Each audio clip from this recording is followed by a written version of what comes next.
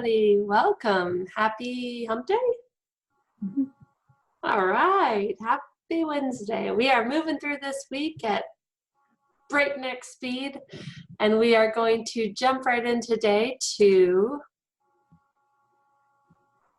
I'm going to remember to share my screen for video. Look at that, you guys. We are going to jump right into PAC coaching. So let me see if I can pull you guys up so I can see you too. All right. Today we are talking about PAC coaching. And when we talk about PAC coaching, it's a word that we've struggled with in PAC for a long time because it's really hard to find the word coach when it comes to dementia care or long-term care. And yet, how many failed attempts do groups make at culture shift because they're lacking something so simple as a coach? So today we're talking a little bit about our coach courses and what that looks like and what it means to really be a true PAC coach, even if you're not certified with us. What does that mean? So this is a question I'll throw out to the PAC team. How many cringe-worthy moments are there in a day with dementia care? How many hours in the day are there? Right. How many minutes? I was going to say. Tell me more about that question. Yeah, so what's the one thing that we know is true about all dementias? It's constantly Changing. The one constant is that something's always changing. So, who's normally involved in these sort of cringe-worthy moments that happen to us as we're trying to provide our best care? Who's normally involved? You're talking like the people who might be interacting with somebody living with dementia? So somebody who's interacting with somebody hands-on or even just verbally. Mm-hmm. Someone who's living with dementia is usually part of the equation. Mm-hmm. Who else, though, is often involved in these moments that sort of cause... Well, depending on where they live, it could be other folks in the facility or other family members.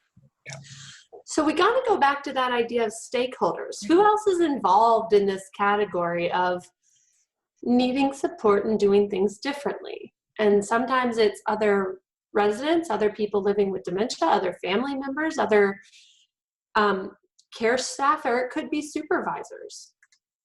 So what do these moments often look like? What's usually happening when we have one of those moments? Something ugly and difficult. Often it's something ugly and difficult, but it doesn't always start that way. So some examples of where we see some of these cringeworthy moments could be as simple as somebody was walking down the hallway and I went up behind them and said, "Hey, how you doing today?" and patted them on the back. I created a moment that was a cringeworthy moment that I was just on autopilot. I just didn't think for the moment, oh, I should walk in front of them, turn around so they see me coming, so I'm in their visual field, because probably they have binocular vision because, oh yeah, I know they're living with dementia. I should probably change my greeting. But in the moment, oops, I had a little mistake. So do they always have to be these awful big blow up moments? No, but they're cringeworthy in that my body goes, shoot. So what do we normally do with those moments? Who's most successful as a supervisor and or as the person who's care partnering? Who's actually successful in our current situation of how do we deal with it? What makes the moment not a cringeworthy, but actually a learning moment where I do something better? Sapphires? People who can see other people's point of view? People who can go, wait a second, that was probably Amanda just at the end of her shift making a simple mistake. Ooh, that didn't go how you wanted it to go, did it? So a supervisor or myself who can take that moment and be sapphire about it. Who else is successful? I think someone who's willing to learn and who's willing to make a mistake and then go, why?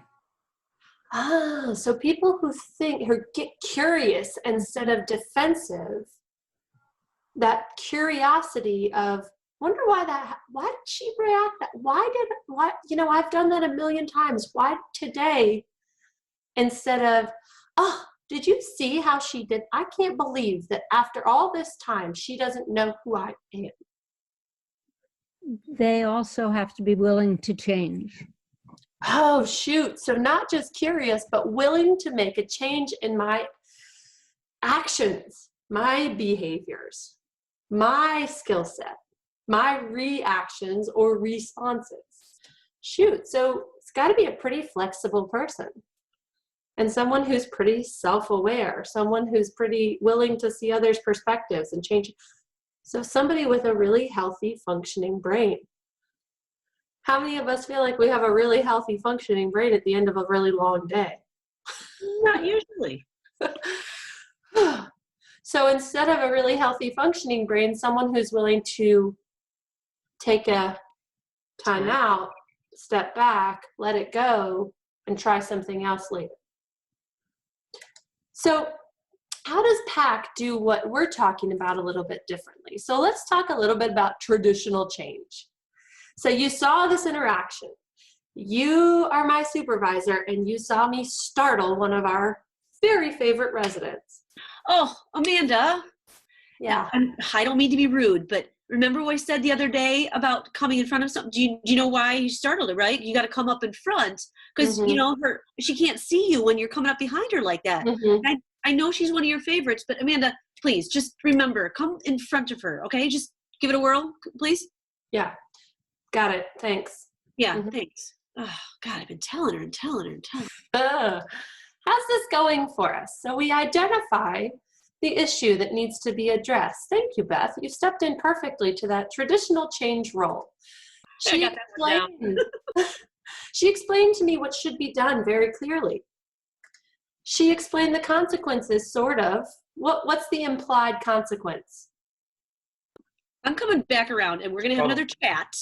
And I'm watching you. Yeah.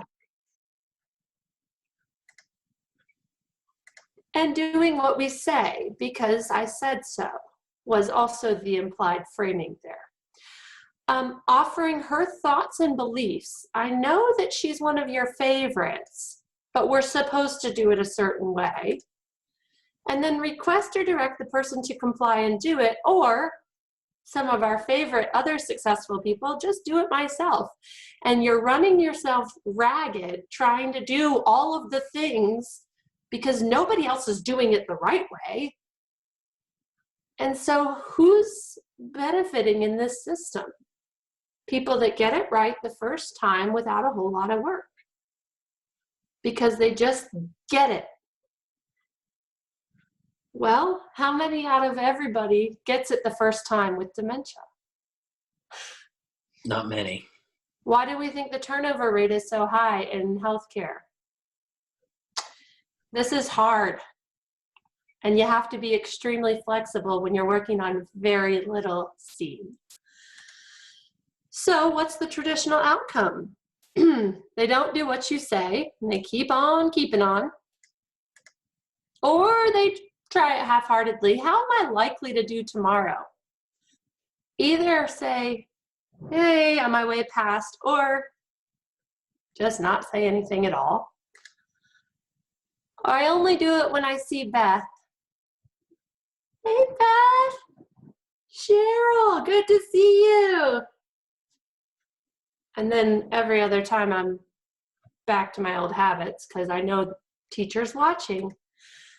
Or I quit, or I stop coming to see you. I don't want to talk to you anymore. I don't really want to be around you, so I'm going to avoid you in the hallways. Every time the door opens, I'm going the other way. I'm really busy. It's about my time for break. But before then, what's happened for the people that I'm caring for? and that I truly do care about. You might be going to Keith and complaining about me, that's for sure. Yeah.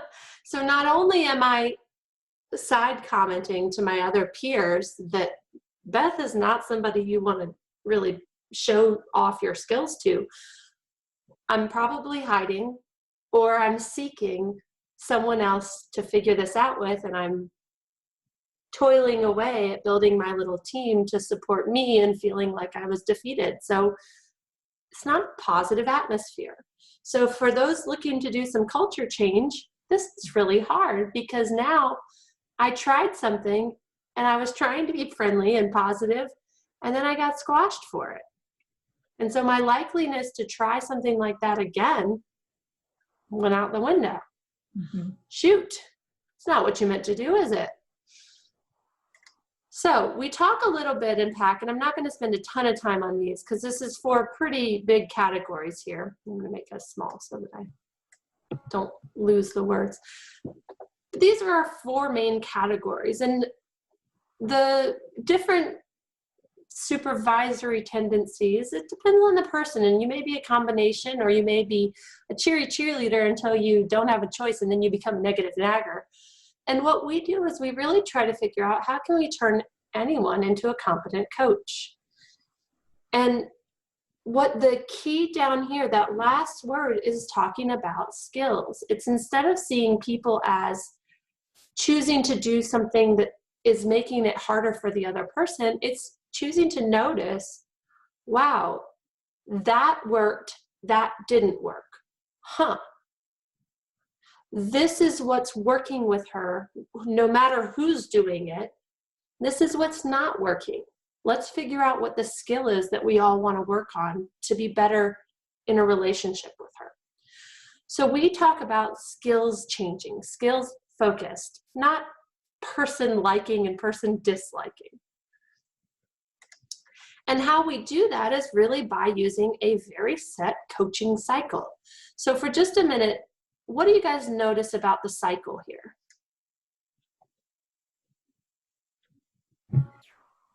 It The starts with cycle that relationship It repeats in a circle. and it repeats, just like the AELC. So similar to yesterday, in case you didn't see yesterday, we talked about our training cycle. Notice again, it's a circle, but it starts and circles around in this connect, this relationship piece. These skills that we use for people living with dementia, because people living with dementia are doing the best they can, we believe all people are really truly doing the best they can. They just don't know better, and so they can't do better. And if they did know better, they would do better. Nobody wants to be bad at what they do. We all want to be good at what we do. We just don't quite have the skills sometimes. So what this does is try to meet people where we are. We use a positive physical approach, we use a positive personal connector, and we use a positive action starter. Because if I don't start there, I'm already starting us at least half full, if not empty, on the positives.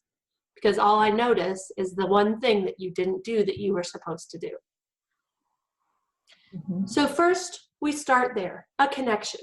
Then we seek, how do you think that went? Not, I thought you did great. Not, I thought you. Instead, how do you think that went? Because I can guarantee, I can tell you that wasn't how I wanted it to go. But if you put it into your words and not mine, then we're not starting on the same page. Then I give you back a little bit of what you gave me. Oh, so you thought it was okay? All right, good, cool. So you didn't think it went so well. Shoot, sorry. I don't put a value on it. I just tell you what you told me, and I tell you what I heard. And then we get into a little bit deeper of the skill. So what do you think is making her react that way? Why do you think she's startled? What about her? Do you know where she is in this journey? What skills do you notice her having with vision? What skills do you see her having with language? So I wonder why when you came up behind her and put your hand on her back, that seemed to be a real startle moment. How would you try that differently? Yeah, so she really does like you, and she really loves to see your face. And when you introduce yourself to her, she loves it when you come around. I wonder if we could try that. Would you like to try it with me or with her? And the coach's role is simply to get you to do something different to have a better outcome for both of you. It's all about skills, though, not about how much you want to do better. Of course you do. That's because I value you as a person and you value what you do. So PAC coaching really takes tiny little moments, those cringe-worthy moments, and turns them into learning moments where everybody can come out on top. So I'm going to play for us a video, I think. Let me know if it doesn't work. And this should give you a little insight into PAC coaching and what PAC coaching is and what PAC coaching isn't.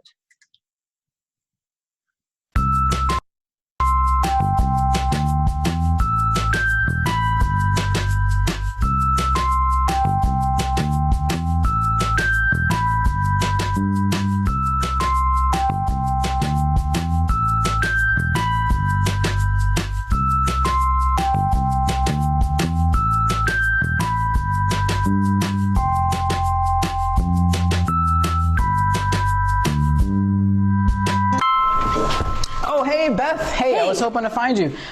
So listen, you've been working on that PPA thing, and I know you're working hard on it, but I was watching you with Miss Johnson and I recorded it on my phone. Yeah, I was just gonna go through it. But, so you're still doing the thing that we had talked about. Remember the thing we talked about? Yeah, I've been doing that. Remember what it was? I was doing that. I watched you and I have video of you didn't do it. So what do you do when someone's sitting? Well, you agree to Get low. Oh, okay. You have to get low, Beth. Yeah. Right? Well, I mean, I know you're trying hard. Yeah. Right? So yeah.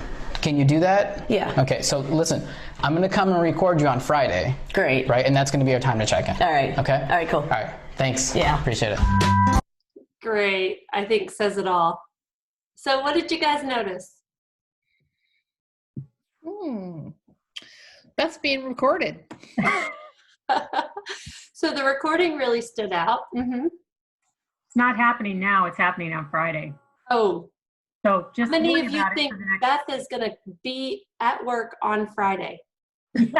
Right. I'm gonna find every nook and cranny in that facility to hide and be busy. So if she doesn't have any days off left, then she will be very busy and not available.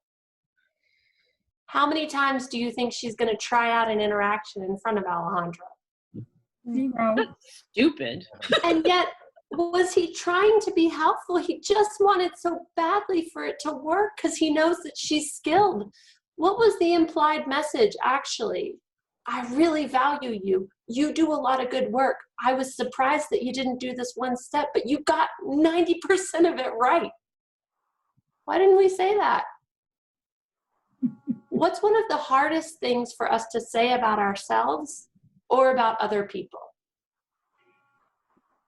Things were doing well. Oh. Specific things that we're doing well.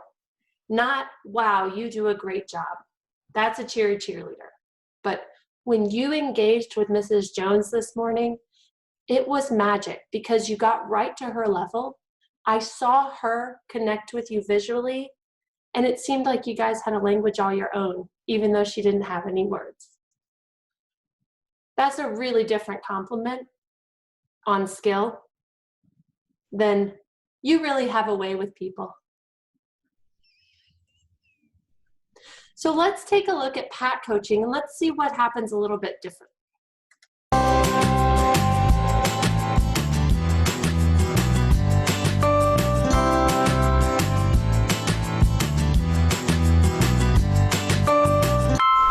Beth, I was hoping to run into you. How Oh, you yeah. doing? I'm good. Are you on your way somewhere? Just to throw some stuff in the activities room. Do you have a few minutes or are you in a rush? No, I'm not. Oh, okay. No, that's do you fine. mind if could we do a little coaching for a few minutes before you head over there? Yeah. Okay, cool. How about we take a seat over here? Okay, sounds good.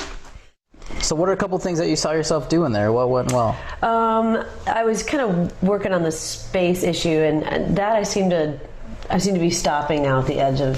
In that 6 feet. Yeah, Cool. without getting. Good. All right, I'm going to stop us there. If you want to watch the whole video, it's on our coaching page on our website. Check it out. We have a lot of courses coming up, and a couple of them are actually coach courses. If you're not quite ready for that, but you'd like to work on some skills, we've got a champion course tomorrow where we talk about some of these skills and we perform PAC coaching right there virtually in the moment for you.